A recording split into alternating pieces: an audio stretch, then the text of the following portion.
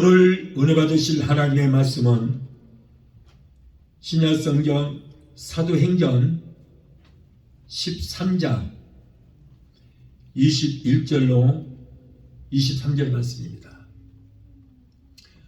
사도행전 13장 21절로 23절 말씀 봉독합니다. 그 후에 저희가 왕을 구하거늘 하나님이 베냐민 지파 사람 기스의 아들 사울을 40년간 주셨다가 패하시고 다윗을 왕으로 세우시고 증거하여 가라사대 내가 이새의 아들 다윗을 만나니 내 마음에 합한 사람이라 내 뜻을 다 이루게 하리라 하시더니 하나님이 약속하신 대로 이 사람의 씨에서 이스라엘을 위하여 구주를 세우셨으니 곧 예수라. 아멘. 기도하시겠습니다. 거룩하신 아버지 감사합니다. 오늘 부족하고 어린 종 세우셔서 감히 하나님의 말씀을 변하게 하여 주시니 감사합니다. 거룩하신 아버지 종의 입술에 성령의 기름부심이 넘치게 되게 도와주셔서 오늘 저는 말씀 가운데서 하나님의 뜻을 깨닫고 하나님의 세임한 음성을 듣는 귀한 시간 되게 도와 주시옵소서. 말씀으로 변화되게 하시고 말씀으로 우리가 새로지는 역사가 있게 하여 주옵소서. 오늘도 성령께서 온전히 우리를 붙들어 주시고 마귀에게 맘 뺏기지 않고 상가 뺏기지 않도록 붙들어 주시옵소서. 예수 이름으로 감사하며 기도합나이다. 아멘. 할렐루야. 오늘 사도행전 13장 21절로 23절을 본문에서 하나님 마음에 합당한 사람이라고 하는 제목으로 우리 함께 은혜를 받고자 합니다. 지난 겨울 동안 얼어붙었던 대지는 이제 풀어지고 죽은 듯이 움츠려 있던 모든 생물체는 이제 생명이 약동하기 시작을 했습니다. 가지마다 앙상한 가지는 마치 죽은 것 같았었지만은 그러나 사실은 죽은 것이 아니고 추운 겨울을 나기 위해서 움츠려 있었던 것입니다. 생물체의 생명이 아예 없어진 것이 아니라 다시 태동하기 위해서 때를 기다리고 땅속에 잠복해 있었던 것입니다.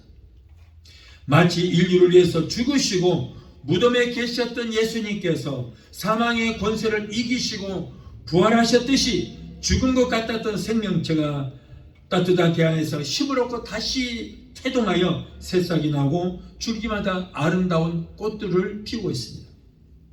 이렇듯 죽은 것 같아 움츠려 있던 우리의 신앙도 다시 부활하여 하나님 마음에 합당한 자들이 다 되어야 할 줄로 믿습니다.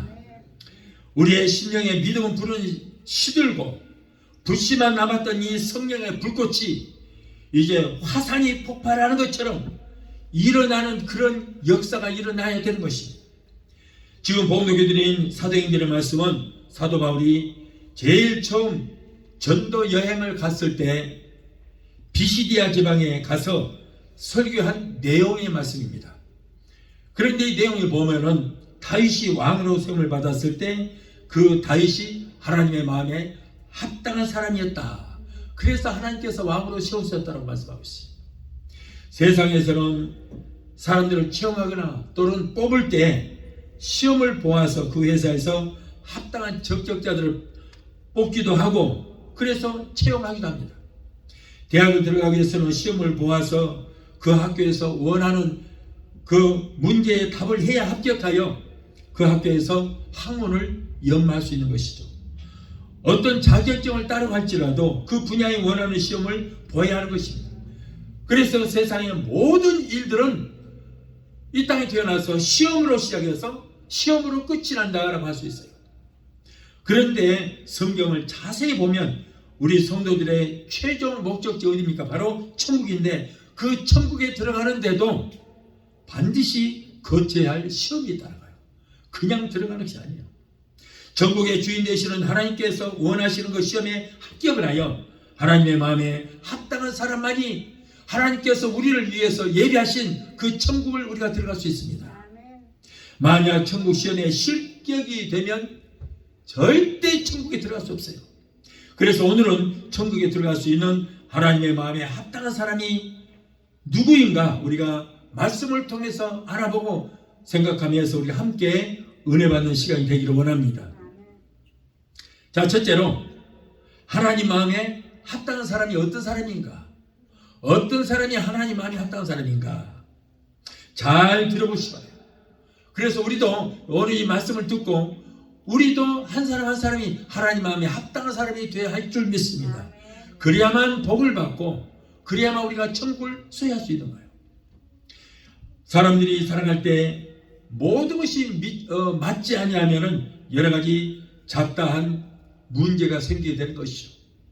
직장이 맞지 않고 환경이 맞지 않고 성격이 맞지 않고 방법이 맞지 않고 심지어는 음식이 맞지 않으면은 다른 조건들이 다 좋아도 그 맞지 않은 것 그 한 가지 때문에 살기가 굉장히 불편하고 어려운 것입니다. 부부가 결혼해 함께 살다가도 어떤 사람들은 오늘날 70, 80 다 살았어요. 이제 죽을 날이 며칠 안 남았는데 뭔가 성격이 맞지 않는다고 이혼했다는 거예요. 진작하지 젊었을 때. 근데 살 거 다 살고 나서 이제 안 맞다는 거예요. 직장인 다니다가도 직장인 나하고 맞지 않다는 나하고 맞지 않는다고 그렇게 어렵게 시험 봐서 들어간 직장도 그만두는 사람이 있고 또 힘들게 시험 봐서 들어간 대학도 나하고 적성이 맞지 않는다고 그 학교를 그만두는 그런 사람들도 있습니다. 자, 성경에 보면 하나님 마음에 맞는 사람들이 있었어요. 누굽니까? 바로 노아가 그랬고 아브라함도 그랬고 이삭도 야곱도 요셉도 모두가 다 하나님 마음에 맞는 사람들이었어요. 하나님이 인정했던 사람들이었어요. 욥은 동방의 의인이라고 하나님께서 마귀 앞에서도 그 욥을 인정할 만큼 인정받는 사람이었어요. 욥의 경건은 위선이라고 하나님 저 자는 위선 떨고 있습니다. 하나님께서 그만큼 챙겨주시니까 저 사람 저렇게 잘하는 거지요. 하나님께서 저 사람에게 벌을 내려보세요. 당장에 아마 하나님을 떠날 것입니다 라고 이렇게 마귀가 고발하고 테스트하려던 그 사탄의 작전에 하나님께서는 욥기 1장 8절에 뭐라고 그래요? 여호와께서 사탄에게 이르시되 네가 내 종 욥을 보았느냐? 그와 같이 순전하고 정직하며 악에서 떠난 사람 세상에서 찾아봤느냐? 없다. 욥 외에는 그런 사람이 없다는 거예요. 그 하나님께서는 욥을 세상에서 가장 순전하고 정직한 종이라고 칭찬하심으로 사탄들의 공격을 막아주시고 그래서 욥의 소를 들어주신 거예요. 우리도 하나님께 인정받는 성도, 하나님 앞에 합당한 성도가 되어야 될 줄로 믿습니다. 그러나 그 중에서도 또 욥 이상으로 인정받은 사람이 한 사람이 있었어요. 누구예요? 바로 다윗이요. 다윗이야말로 하나님 마음에 맞는 사람이라고 성경은 기록하고 있습니다. 피조물인 우리 인간들이 창조주 대신 하나님의 마음에 만든다는 것은 정말 어려운 일이며 또한 그런 사람이 있다면 정말로 대단한 믿음의 사람이 아니고서는 하나님께서 내 마음에 합당한 사람, 합한 자라고 칭찬할 수 없는 것입니다. 보통 믿음 갖고는 안 되는 거예요. 그런데 다윗은 하나님께서 내 마음에 합한 자라고 했어요. 자, 그렇다면 무엇 때문에 합한 자라고 했을까? 사도행전 13장 21절로 22절을 보면 바울이 비시디아 안디옥 회당에서 설교를 합니다. 선교지에 가서 설교하는데 뭐라고 그래요? 다윗은 하나님 마음에 합한 사람이다 라고 증거했어요. 사도행전 13장 21절로 22절을 보면 그 후에 저희가 왕을 구하거늘 하나님이 베냐민 지파 사람 기스의 아들 사울을 40년간 주셨다가 패하시고 다윗을 왕으로 세우시고 증거하여 가라사대 내가 이새의 아들 다윗을 만나니 내 마음에 합한 사람이라 내 뜻을 다 이루게 하시더니 이렇게 다윗을 보고 하나님 마음에 합한 자라고 하는 거예요. 근데 우리가 생각할 때는 다윗처럼 아주 못된 사람이 어디 있어요? 아주 그럼에도 불구하고 왜 하나님께서는 다윗을 뭘 보고 내 마음에 합한 자라고 했는가? 잘 들어보시기 바라요. 영상을 보신 분들도 잘 들어보시기 바랍니다. 여러분, 하나님께서는 다윗을 내 마음에 합한 자라고 했어요. 이 얼마나 훌륭하고 우리가 본받아야 할 인격자이기에 하나님께서는 다윗을 내 마음에 합한 자라고 했을까? 사람의 마음에 맞는 것도 쉬운 일이 아닌데 다윗은 하나님께서 내 마음에 맞는 자다, 내 마음에 합한 자라고 인정하실 정도이니 얼마나 훌륭한 사람이었으면 하나님께서 그를 내 마음에 합한 자라고 하셨을까? 자, 물론 다윗도 인간이기 때문에 부족한 점이 없는 것이 아닙니다. 아주 부족한 것 투성입니다. 허물 많은 사람입니다. 실수도 많고 허물 많은 사람인데도 불구하고 하나님께서는 그를 합한 자라고 그랬어요. 그러나 보편적으로 볼 때 다윗은 그 누구보다도 훌륭한 믿음의 사람이었습니다. 그러면 다윗은 어떤 믿음을 가졌기에 그렇게 실수도 많고 허물은 많지만 그러냐 하나님께서 내 마음에 합한 사람이라고 말씀을 하셨을까? 이 시간에 우리 한번 함께 알아보고 은혜를 받고자 합니다. 자, 다윗은 맡은 일에 충실한 사람이었다. 이게 굉장히 중요합니다. 맡은 일에 충성을 사람. 오늘날 많은 목회자들이 영적 바람난 사람들이 굉장히 많아요. 그래서 하나님께서 이 목사로 세울 때는 뭐예요? 선교사로 세우지 않고 목사로 세우실 때는 이 강당 지키라고 세우시니 믿습니다. 이 강당 지켜야 되는 거예요. 그런데 하나님께서 맡겨주신 강당도 비워놓고 주일날 비워라. 그리고 하나님께서 그에게 뭐라고 그랬어요? 내 양을 치라 그랬거든요. 그런데 하나님께서 부탁하신 그 양들을 돌보지 않고 성도들에게는 주일을 범하지 말라고 해놓고 자기는 주일날도 강대상 펴놓고 성도들은 늑대에게 이리떼에게 다 내어주고 맡겨버리고 그리고 자기는 아프리카로 동남아로 말로는 선교한다고 그러고 은빛 날개를 타고 신바람 나게 돌아다닙니다. 선글라스 끼고 여기 가서 사진 찍고 저기 가서 사진 찍고 신나게 돌아다녀요. 그러다 보니까 성도들이 늑대가 이리떼가 와서 다 물어가 버리고 하나도 없어요. 맨날 그따로 돌아다녀요. 그러면서 뭐라 하냐면 나 선교한다는 거예요. 선교한다. 여러분 선교하려면 이 목사 은퇴하고 나가서 선교해야죠. 그게 무슨 선교입니까? 선교하는 거 아니에요. 관광 다니는 거예요. 여러분 선교는요 가까운 데서부터 해야 되는 거예요. 사마리아와 땅끝까지 이르러 내 증인이더라고요. 땅끝 어디요? 땅끝이 내 주변이 땅끝이에요. 자, 지구는 둥겁니다. 둥그래, 그죠? 둥근데 여기서 딱 시작을 해요. 지구를 한 바퀴 삥 돌고 오면은 도로 여기 와요. 그러면 끝이 바로 여기가 끝이에요. 내 끝이야. 땅끝까지 그러면 지구 한 바퀴 돌고 여기 끝이야. 그 말은 뭐냐면 내 주변이 땅끝이라고 말해요. 내 주변, 내 성도들이 땅끝이에요. 내 주변에 선교할 사람들이, 전도할 사람이 얼마나 많아요. 비행기 타고 돈 안 들여도 주변에 많아요. 그런 사람 전도해야지. 내 있는 양까지 다 늑대, 이리떼가 다 빼앗겨버리고 다 물어가 버렸거든요. 목덜미를 그냥 물고 다 나가버렸어요. 하나도 없어. 그러면서도 마음 아파하지 않고 선교한대요. 선교한다. 그러면 이 강대상 할 수 있는 사람한테 비워주고 내놓아주고 네가 하나 나 자신 없다 얘기. 그리고 자기는 선교를 하든가 관광을 다니든가 해야지요. 그건 말이 안 되는 거예요. 그것이 선교라면 선교사 나가요. 이 강대상 딴 사람한테 할 수 있는 사람한테 비워주고 나는 부족하니 네가 하나님의 양 치라. 그러고 자기는 나가야 되는 거예요.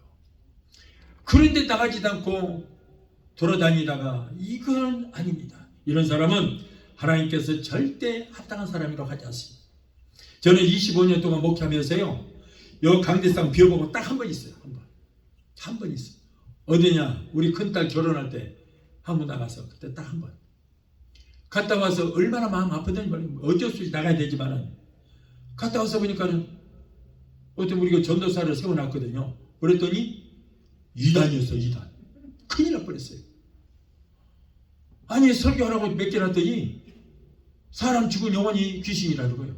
베레야. 그걸 가르쳤어요. 우리 신학생 하나가 있었는데 카나다에서 내가 데려갔던 신학생 하나 있는데 이 사람은 그래요. 목사님 전도사님이 설교하는데 깜짝 놀랐어요. 내가 그대로 메모를 보여드릴게요. 근데 보니까 완전 이단이에요. 이단.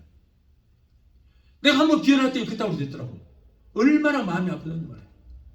그대로는 여러분 몸이 아파서 쓰러져도 이 강대상 지켜왔어요. 지금까지 한 번도 힘들었어요. 코로나가 와서 교회마다 문 다 닫고 전부 예배 드리는데 한 교회도 없었어요. 근데 둘이 와서 예배 드렸어요. 우리 한 분도 받지. 눈이 오고 얼음이 얼어서 i5가 다 빙판이 돼서 차 한 대도 없어 못 다녔어요. 그런데 둘이 왔어요. 빡빡 기어서. 차가 앞으로 가는 것이 아니고 옆으로도 갔다가 뒤로도 갔다가 그러면서 기어이 와서 둘이 예배 드렸어요. 얼마나 감사하고 기뻤는지 몰라요. 왜냐하면 이거는 내게 주신 강단이지 절대 나는 남에게 이 강대상 안 줍니다. 내게 주신 거예요. 내 약물이에요. 그런데 오늘날 그렇지 않고 맨날 어떻게든지 주일 설교 안 하고 누구 딴 사람 오면은 당신이 좀 해주시고 이 자리를 비운 사람이 있는데 절대 하나님 마음에 합한 자라고 할 수 없습니다. 여러분, 우리는 맡은 일에 충성을 다해야 될 줄 믿습니다.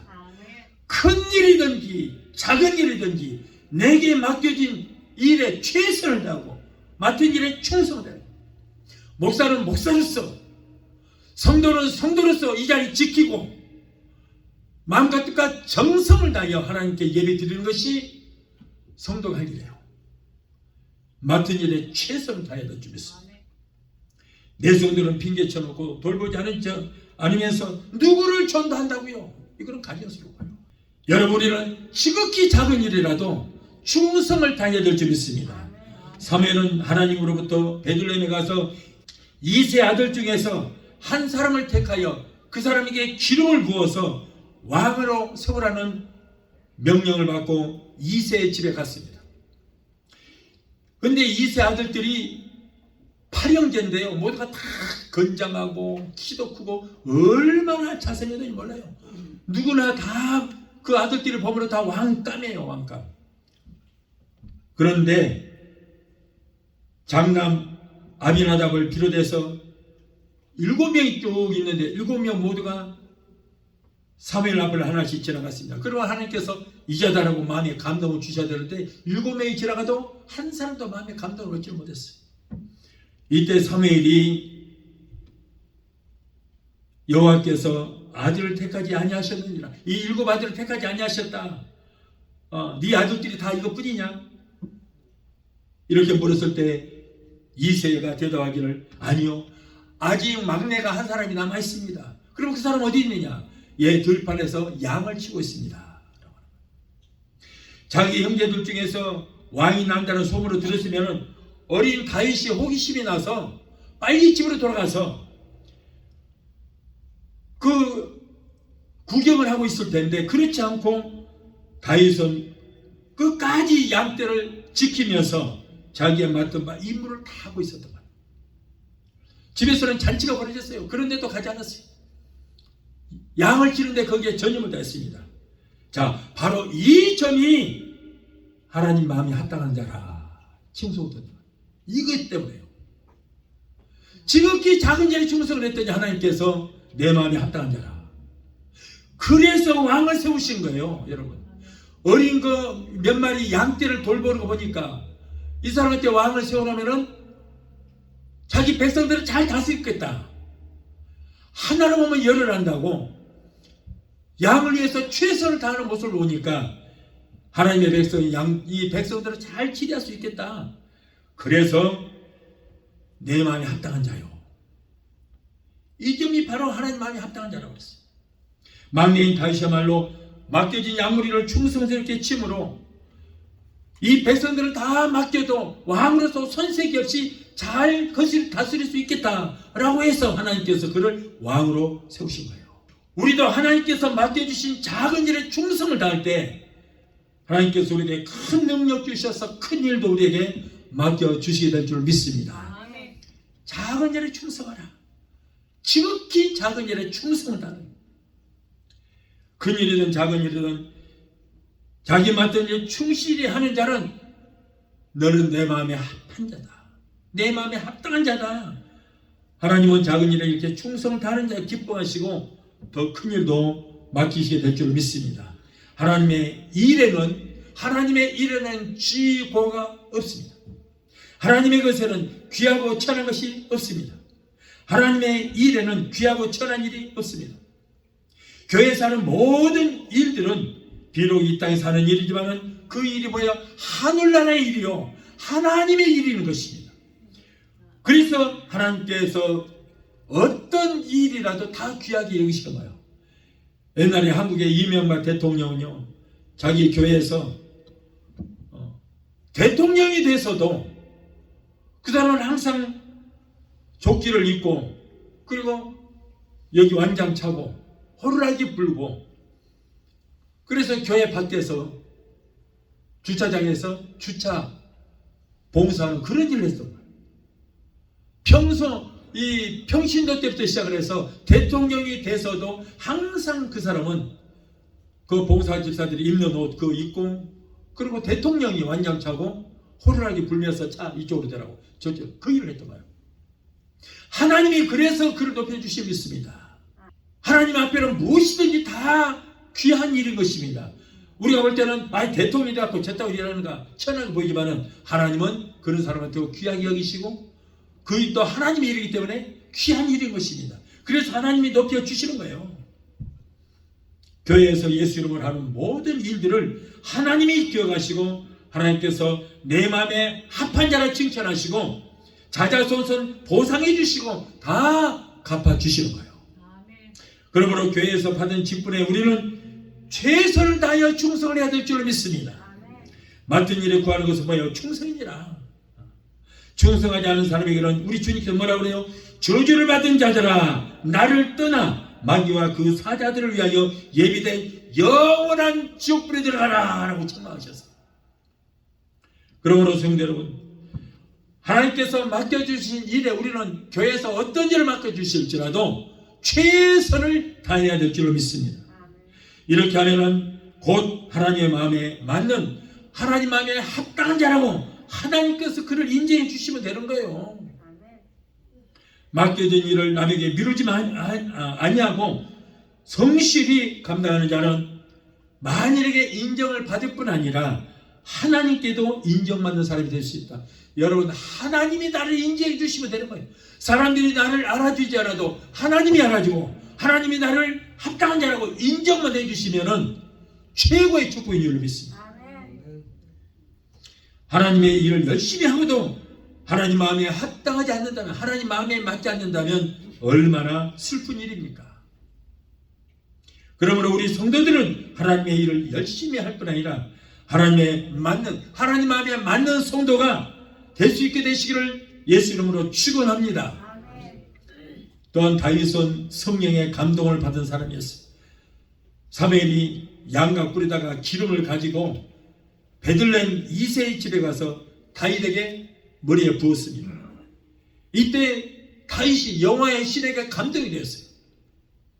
사무엘상 16장 13절에 사무엘이 기름 뿔을 취하여 그 형제 중에서 그에게 부었더니 이날 이후로 다윗이 여호와의 신에 크게 감동되니라. 성령의 기름부심이 넘치게 된 거예요. 성령으로 충만하게 된 것입니다. 그래서 다윗이 완전히 성령님께 붙잡히게 되는 그런 역사가 일어나게 된 거예요. 이것이 바로 엄청난 축복입니다. 일념이 바로 하나님의 마음에 맞는 것이 될 수 있는 것입니다. 이스라엘 나라는 왕이 백성들을 통치하고는 있지만은 사실은 하나님께서 배후에서 치리하신 신정국가예요. 하나님이 통치하신 국가인 것입니다. 그러므로 여호와의 신에게 감동되어 여호와의 뜻을 준행하지 아니하면 절대 이스라엘은 왕이 될 수가 없었어요. 사사시대가 끝나고 이제 왕의 시대가 되면서부터 하나님께서는 꼭 왕대 사람에게 머리에 기름을 부으셨어요. 능력을 주시는 것입니다. 그래서 항상 하나님이 그를 도와주셔서 나라를 잘 치라고 했어요. 왕이 되었다고 할지라도 하나님을 노엽게 하면 그에게서 성령은 떠나시고 곧 폐위가 되게 되는 것입니다. 사울왕이 그랬잖아요.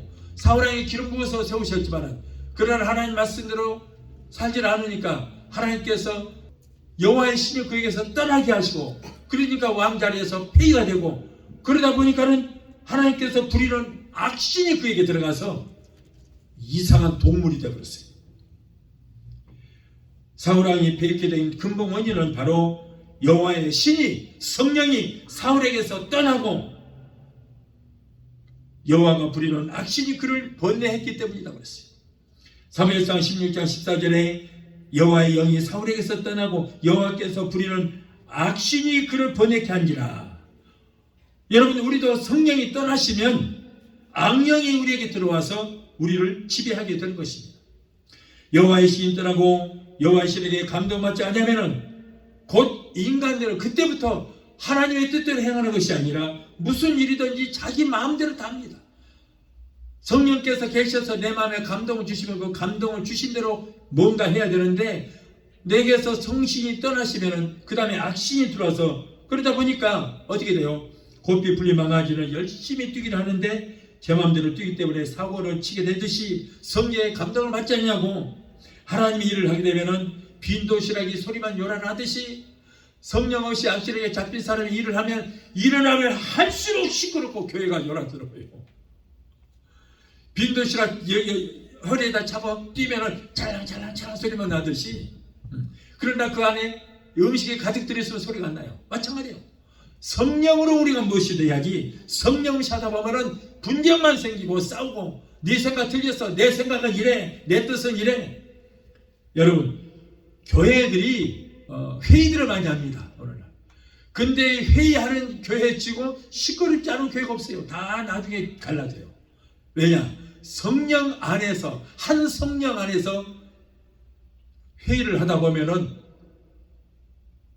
성령께서 인도를 하시기 때문에 모든 일들이 잘 되겠죠. 그러나 성령이 없이 하다 보면은 전부 생각이 틀려요. 전부.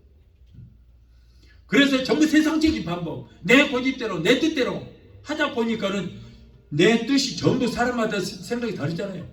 생각이 분산되다 보니까 난리가 나는 거예요. 교회가 시끄러워요. 여러분, 사고이 많으면 배가 어떻게 돼요? 산으로 올라간다? 아니, 그 옛날 얘기고 지금 물속으로 가라앉아요. 무거워서 가라앉아버려요. 다 죽어요. 다 죽어. 근데 오늘날 교회가 시끄러운 이유들이 바로 그래서 그래요. 기도해야지. 문제 있으면 기도해야지. 무슨 회의는 회의요. 여러분, 그래서 우리가 성령 떠나면 절대 안 됩니다. 주의 종들도 여호와의 신에 감동됐을 때 하나님께서 그때 쓰임받는 것이지, 여호와의 신이 그에게서 떠나면은 그때로부터 인간의 감정으로 목회하기 때문에 결국에는 악신이 그를 지배하고 가요. 하나님께서 쓰시지 않습니다. 그래서 이때부터는 이제 교회가 성령의 감동이 시험하다 보니까 뭔가 하기를 해야 되는데 어떻게 돼요? 세상 문화와 세상 프로그램이 들어가죠. 교회 안에. 그렇기 때문에 이제 교회가 어떻게 돼요? 세속화돼 버린 거예요. 그 교회 주인 되시는 성령님이 안 계시니까 이제는 마귀가 와서 교회를 딱 사로잡아버려요.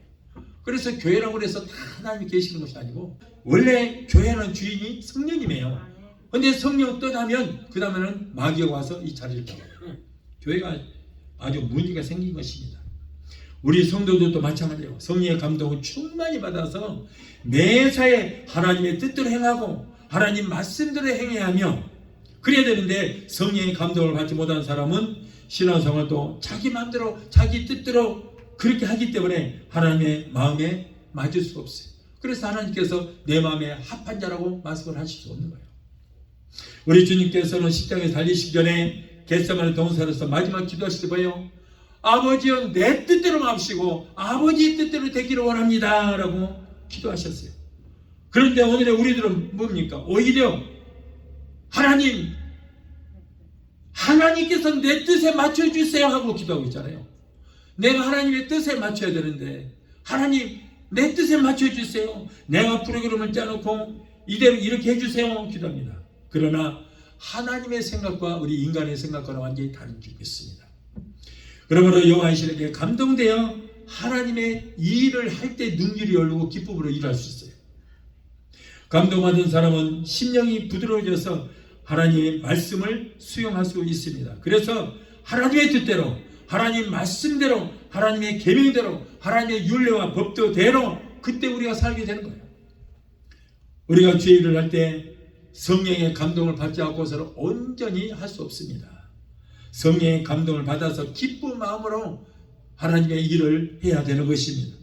사랑하는 성도 여러분, 아무쪼록 악령에 잡히지 말고 성령의 감동을 받아서 이 마지막 시대에 하나님의 마음에 합한 자가 되게 되시기를 예수 이름으로 축원합니다.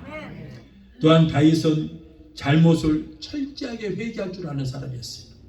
다윗은 우리아의 아내 바세바를 강제로 빼앗아 잉태했습니다. 그리고 그의 남편인 우리아를 적진에 보내어 죽여버렸어요. 그리고 밧세바를 궁으로 데려왔습니다. 이로 인해서 나단 선지자에게 책망을 들었는데 다윗 왕은 곧 자기 잘못을 깨닫고 회개했습니다. 당시 일국의 대왕으로서 얼마든지 감히 내가 하는 일을 너희들이 무슨 불평이냐라고 할 수 있을 텐데 그렇지 않고 다윗은 눈물 흘려서 하나님 앞에 회개했습니다. 시편 6편 4절 6절에 여호와여 돌아와 나의 영혼을 건지시며 주의 사랑으로 나를 구원하소서. 내가 탄식함으로 피곤하여 밤마다 눈물로 내 침상을 띄우며 내 요를 적시나이다. 얼마나 회개를 많이 했는지. 바로 이 회개의 마음이 하나님의 마음에 합한 자라고 하는 그런 사람이 되게 된 것입니다. 하나님은 우리에게 왜 죄를 지었느냐라고 책망한 일이 없어요. 왜 죄를 지었느냐? 그러나 하나님은 왜 회개하지 않느냐라고 책망하시는 거예요. 회개하라고 책망하시지만 그러나 왜 죄를 지었냐고 절대 책망하지 않습니다. 하나님은 의인을 쓰시는 것이 아니라 죄인이 회개할 때 기뻐하시고 그런 사람을 쓰시는 거예요. 예수께서 이 땅에 오셔서 첫 번째 전하시는 복음이 뭡니까? 죄짓지 마라 라고 전한 거 아니었어요. 회개하라 천국이 가까웠다. 하나님은 자비로우시며 은혜로우시며 노하기를 더디하시는 하나님이십니다. 그래서 어떤 죄를 범했을지라도 우리가 진심으로 회개하고 돌이켜 하나님께로 돌아오면 하나님이 우리의 모든 죄를 용서하시고 지은 죄를 기억지도 아니하시겠다고 약속하셨어요. 그리고 그의 눈에서 눈물을 닦아 주실 것입니다. 이사야서 43장 25절에 나 곧 나는 여호와는 나를 위하여 네 허물을 도말하는 자니 네 죄를 기억지도 아니하시겠다고 그랬어요. 네 허물을 도말하는 자니 회개하면은 너희 죄를 기억지도 아니하시겠다. 요한 1서 1장 9절에 만일 우리가 우리 죄를 자백하면 저는 미쁘시고 이루사 우리 죄를 사하시며 모든 불의에서 우리를 깨끗게 하실 것이요 라고 했어요. 그리고 정말 중요한 말씀은 뭐냐면 우리 주님 말씀하십니다. 마태복음 9장 13절에 나는 의인을 부르러 온 것이 아니요 죄인을 불러 회개시키러 왔노라 라고 했어요. 할렐루야. 우리 주님 오신 목적이 그거예요. 그래서 예수님은 회개의 복음을 전하신 거예요. 의인이 어디 있습니까? 의인 없나니 하나도 없어요. 여러분 사람들은 행실을 보고 저 사람은 법 없이도 살 사람이야. 저렇게 착할 수가 없어. 에이 그건 웃기는 소리예요. 사람들은요 죄인이라고 판단할 때 행동으로 짓는 죄 그것만 죄라고 여기는데 하나님은 절대 그렇지 않습니다. 행동으로 짓는 죄는 허물로 여기시고 진짜 큰 죄는 마음으로 짓는 죄예요. 네가 네 형제를 미워하는데 뭐예요? 너는 네 형제를 이미 죽였다. 살인죄. 여러분 우리가 행동으로 짓는 죄를 지을 때는 귀신이 우리에게 들어와요? 안 들어와요? 안 들어와. 그런데 어떨 때 그러냐? 남을 미워하고 시기하고 질투하고 염려, 근심, 두려움을 가질 때 100% 귀신 들어옵니다. 왜 그래요? 그것이 바로 죄가 되기 때문에요. 그래 마음으로 생각으로 입술로 행동으로 그러니까 그런 행동으로 짓는 죄는 세상 사람들이 그걸 보고 정죄하지만 하나님은 세상 사람들이 눈에 보이지 않는 죄 그걸 죄로 여기시고 그걸 정죄하신다는 거예요. 그래서 여러분 의인은 없나니 하나도 없어. 그러니까 행동으로는 예 할렐루야 하니까 그 사람이 그렇게 의로운 사람인 줄 알지만 그 안에는 무엇이 들어있는지 몰라요. 그렇기 때문에 예수님께서는 회개만 하면 그런 죄까지도 용서하시고 용서받은 의인으로 우리를 인정해 주시게 될 줄 믿습니다. 그래서 우리 주님은 의인을 부르는 것이 아닙니다. 의인은 없나니 하나도 없어. 우리 예수님은 어떤 자를 기뻐하시느냐? 내가 죄인인 것을 깨닫고 회개하는 자를 기뻐하시고 꼭 그런 사람들 쓰시는 거예요. 보세요. 성경에 보면은 한때 다 불의하고 죄투성이 사람들 다 같았었어. 구약 때도 그러고 신약 때도 그러고 전부 그런 사람들이에요. 왜 그래요? 그들이 회개했기 때문에요. 회개했기 때문에. 부모의 마음은 그 자식이 잘못했을 때의 미움보다 용서를 구하는 그 마음의 사랑을 더욱 느끼게 되는 거예요. 그래서 자식들도 내가 부모들에게 잘못했을 때 용서를 하고, 하나님도 그렇고 인간들도 마찬가지입니다. 하나님께서도 회개치 않은 죄를 절대 용서하지 않는 거예요. 인간과 인간 간의 관계에서도 마찬가지입니다. 내가 잘못을 뉘우치고 그 잘못을 구할 때 용서가 되고, 그랬을 때 그 문제가 해결되는 것이지, 내 부모니까 당연히 다 용서해 주셨겠지. 아니요. 사람과 사람 사이 관계도 마찬가지고, 하나님과 인간 간의 관계도 회개한 것만 용서해 주시다. 하나님은 사랑의 하나님이시기 때문에 이익만을 계산하는 하나님이 아니라는 것을 우리는 알아야 됩니다. 그래서 다윗은 밤마다 눈물로 침상을 띄우며 요를 적셔 회개함으로 용서를 받았고, 그로 인해서 하나님 마음에 너는 합한 자다 인정을 받아서 그래서 왕으로 세우신 거예요. 죄는 하나님을 슬프게 하고 회개는 하나님을 기쁘시게 한다는 것을 우리는 알아야 할 줄로 믿습니다. 자, 둘째로 하나님 나라에 합당치 못한 사람은 어떤 사람인가? 예수님께서는 하나님 나라에 합당치 않은 사람을 분명히 말씀해 주셨어요. 그래서 이와 같은 사람은 절대 천국에 들어갈 수 없다고 말씀했습니다. 그러면 어떤 사람이 하나님 나라에 들어가지 못한 사람인지 우리가 알아보도록 하겠습니다. 오늘 우리가 분명히 깨달아야 할 것은, 우리가 하나님을 믿고 주여 주여 하다가 마지막 날에 천국에 들어가지 못한 것을 염려하고 걱정하는 사람, 그런 사람을 하나님 기뻐하시는 거예요. 나는 예수 믿으니까, 나는 교회 다니니까 당연히 나는 천국 가겠지. 이것이 가장 무서운 거예요. 무서운 거예요. 판단을 하나님이 하시는 것이지, 내 믿음이 이만하면 됐지, 나는 교회 다니니까 천국 갈 수 있다. 이것이 무서운 거예요. 만에 하나라도 그렇게 되지 않도록 우리는 항상 깨어 경성하고 근신하여 기도함으로 등불만이 아니라 성령의 기름까지 준비해 반드시 천국에 들어갈 수 있는 저와 여러분이 되도록 좀 있습니다. 오늘날 많은 성도들은 교회 다닌다고, 나는 구원받아서 천국에 들어간다고 착각하는 그런 사람들이 너무나 많아요. 교회만 다니면 다 천국 간다고 생각하고 있는 거예요. 그러나 우리 주님 분명히 말씀하셨습니다. 주여 주여 한다고 다 천국에 들어가는 것이 아니라 뭐예요? 아버지의 뜻대로 행하는 자라야 들어가리라.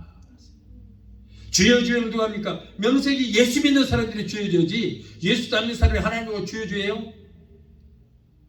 그리고 물과 성령으로 거듭나는 자만이 천국에 들어갈 수 있다라고 분명히 말씀을 하셨습니다.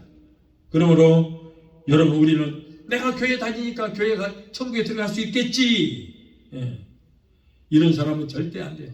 내가 이 믿음 갖고 천국 갈 수 있을까라고 걱정하고 근심하는 사람, 이런 사람을 하나님께서 더 귀하게 보시다 그런 말이에요.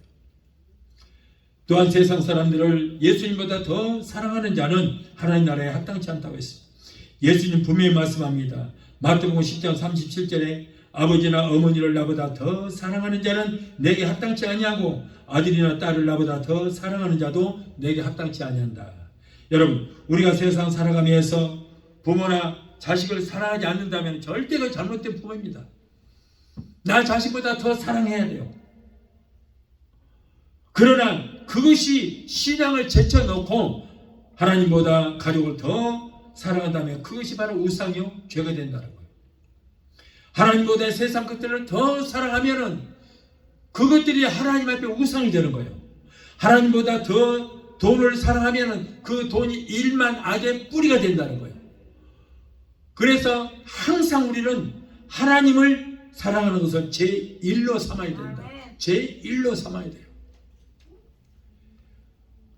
그래서 우리는 항상 하나님 우선주의로 살아야 되는 거예요. 하나님께 예배 드리고 하나님을 섬기는 일을 우리는 내 본업으로 삼아야 되고, 내 자신을 위해서는 그것을 부업으로 삼아야 돼요. 하나님의 일은 제껴놓고 나를 위해서만 산다면 이건 잘못된 거예요. 그러니까 일주일에 하나님께서 일주일 내내 나를 위해서 살라고 하지 않았어요. 6일 동안은 너 자신을 위해서 살라. 그러나 일주일 동안에 단 하루, 주일 하루만이라도 나를 위해서 살아줄 수 없느냐고 부르시는 거예요. 그게 중요한 거예요. 우리는 여러분, 원래도 내가 하나님을 섬기는 보름으로 삼아야 되겠지만 주일날만큼은 오직 주를 위해서만 살아야 될 줄 믿습니다.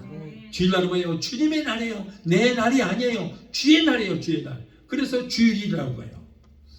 이 원칙이 무너질 때 하나님의 진노와 환난의 시험을 당할 수 있게 되는 것입니다. 또한 하나님의 뜻대로 행하지 않은 사람도 하나님 나라에 들어가지 못합니다. 마태복음 7장 21절로 21절에 나더러 주여 주여 하는 자마다 다 천국에 들어갈 것이 아니요 다만 하늘에 계신 내 아버지의 뜻대로 행하는 자리에 들어가리라. 그날에 많은 사람이 나더러 이르되 주여 주여 내가 주의 이름으로 선지자 노릇을 했고 주의 이름으로 귀신도 쫓아내고 주의 이름으로 권능을 행하여 병들도 치료하고 다 했지 않았습니까? 하리니 그때 내가 그들에게 밝히 말하되 내가 너를 도무지 알지 못하니 불법을 행한 자들아 내게서 떠나가라 하리라. 보세요. 주여자하고 병도 고치고 귀신도 쫓고 이 말은 내가 하나님 뜻대로 행한 자라고 했지만 그렇지 않다는 거예요. 경성해야 될 줄 믿습니다. 하나님 나는 부족합니다. 믿음 없는 나를 도와주소서라는 그런 겸손한 믿음의 사람이 되어야 돼요. 여러분 이 말씀 우리는 주의 깊게 들어야 할 줄 믿습니다. 결국 우리가 아무리 예수를 오래 믿었어도 또 아무리 직분이 집사요 권사요 장로요 목사라고 할지라도 그 직분이 우리를 구원하는 시키는 건 절대 아니에요. 그 직분 때문에 오히려 구원받아서 천국 가는데 걸림돌이 될 수도 있는 것입니다. 왜냐하면 직분자가 맡은 바 직분을 온전히 감당하지 못하면 악하고 게으른 종아 바깥 어두운 데 쫓겨나서 이를 갈미 있으리라고 책망하시는 거예요. 아까도 그랬잖아요. 어느 목사 그 일을 감당하지 못했다는 거예요. 지금까지도 강대상 tonton 비워놓고 성도 다 늑대가 이리 때가 다 물어가 버리고 그래 냅두고 막 돌아다녀. 이 사람 뭐라고 그래요? 목사이기 때문에 더 책임감이 큰 거예요. 악하고 게으른 종아 바깥 어두운 데 쫓겨나서 이를 갈미 있으리라. 권사, 집사, 장로, 목사가 하나님께서 맡겨주신 그 직분을 온전히 감당하지 못하고 제대로 직분을 사용하지 못하면 바깥 어두운 데 쫓겨나서 지옥불에서 이를 가는 그런 고통을 당하게 될 것이라는 거예요. 그리고 지난날 아무리 내가 은혜를 많이 받았어도 옛날에 내가 믿음 좋은 거 지금 나하고 상관이 있어요? 없어요? 전혀 없어요. 그때는 그때 믿음이에요. 내가 오늘 내가 내 생명이 끝이 난다면 지금 내게 있는 그 믿음으로 내가 천국을 가든지 지옥 가든지 하는 거예요. 어디 아무리 잘 믿어서 세상에서 그 아무 나하고 상관없어요. 지금이에요. 지금. 내일 잘 믿겠다고요? 아니 지금 나하고 상관이 없어요. 지금 믿음으로 내가 지옥을 가든지 천국 가든지 하는 거예요. 그러니까 오늘도 지금도 은혜 충만히 받아야 되고 내일도 지금이고 모레도 지금이라 해야 되는 거예요. 지금 내가 하나님 말씀대로 지켜 행하고 있느냐? 그리고 내 마음속에 지금 성령의 은혜가 충만하게 역사가 하고 있느냐? 그것이 바로 문제인 것입니다. 아무쪼록 입으로만 주여 주여 할 것이 아니고 하나님 말씀대로 지켜 행하는 성도가 되어서 하나님 마음에 합한 자들이 되어야 될 줄 믿습니다. 하나님은 하나님 말씀대로 행하는 자에게 축복도 주신다고 했어요. 대통령의 마음에 맞는 사람은 출세해서 부귀와 영화를 누릴 수 있습니다. 스승의 마음에 맞는 제자는 스승의 후기자가 될 수 있어요. 사장의 마음에 맞는 사원은 빨리 지금부터 다른 사람보다도 더 빨리 출세할 수 있는 것입니다.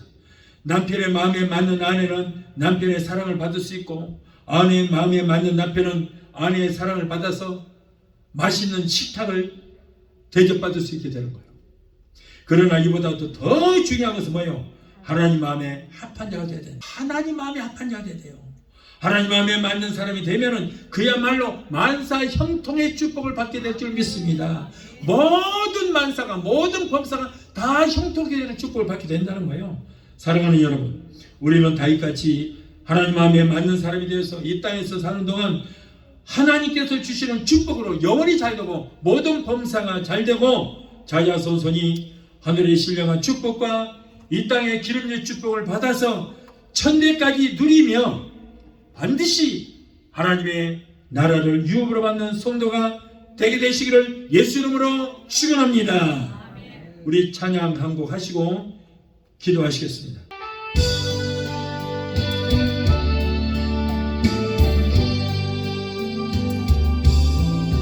구원의 주 예수 아름다운 그 이름 내게 은혜를 베푸셨네. 생명의 주 예수 사랑스런 그 이름 나의 기쁨 나의 장소만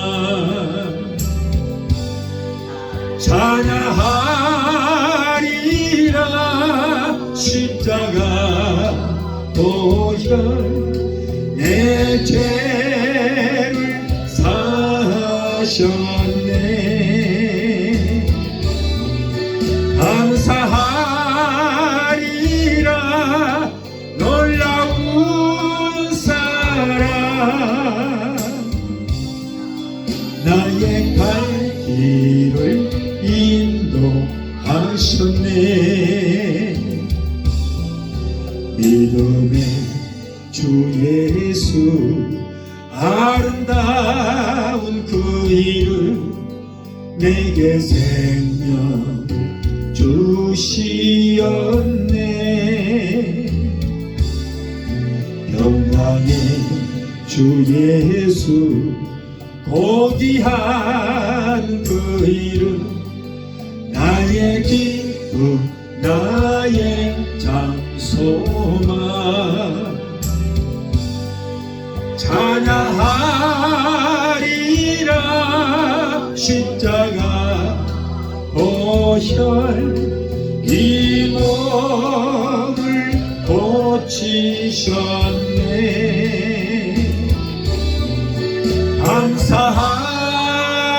감사하리라. 놀라운 은혜 나의 갈 길을 인도하시네. 임마누엘 예수 아름다운 그 이름 내게 능력을 주시었네. 진리의 주 예수 사모하는 그 이름 나의 기쁨 나의 장소만 찬양하리라. 예수님 권세 죽음을 이기셨네. 감사하리라. 성령 주시는 나의 갈 길을 인도하셨네. 기도하시겠습니다. 걸어가신 아버지 감사합니다. 지난 겨울 동안 어렵던 돼지는 풀어지고 죽은 것만 같았던 모든 생물체가 생명의 약도하는 계절에 죽은 것 같았던 우리의 믿음이 성령 안에서 약동하게 하여 주시니 감사합니다.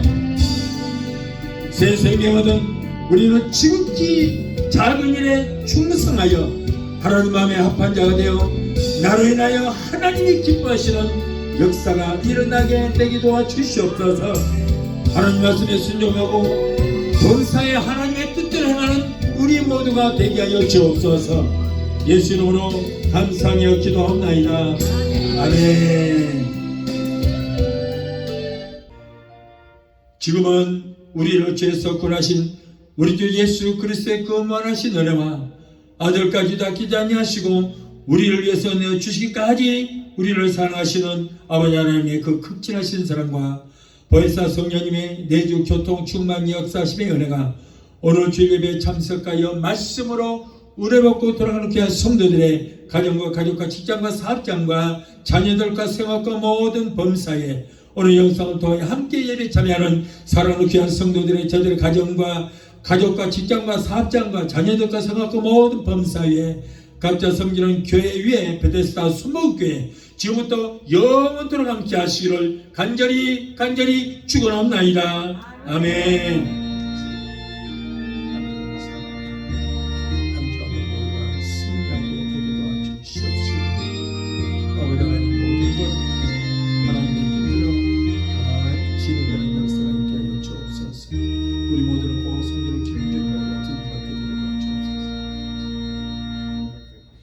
할렐루야. 하나님께 영광.